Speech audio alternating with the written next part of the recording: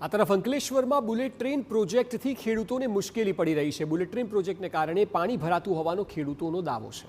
વરસાદી પાણીનો નિકાલ ન થતાં ખેતરો તળાવ બની ગયા છે। ઊંટિયાદરા સહિતના ગામોમાં ખેતરોમાં વરસાદી પાણીનો ભરાવો છે।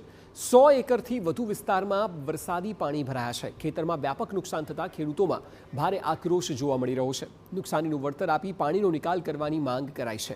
ખેડૂતોએ કામગીરી અટકાવવાની ચીમકી પણ ઉચ્ચારી છે।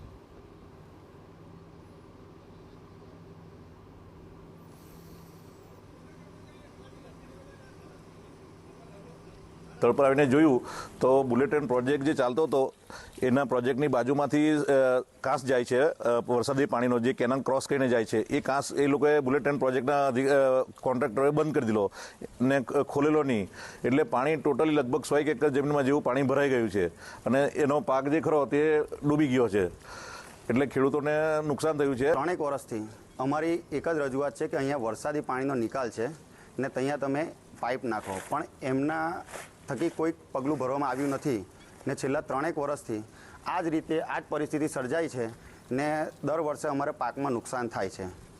તો એ પાકની ભરપાઈ કરો અને વહેલી તકે આ પાણીનો નિકાલ થાય તે માટે પાઇપલાઇન નાખો।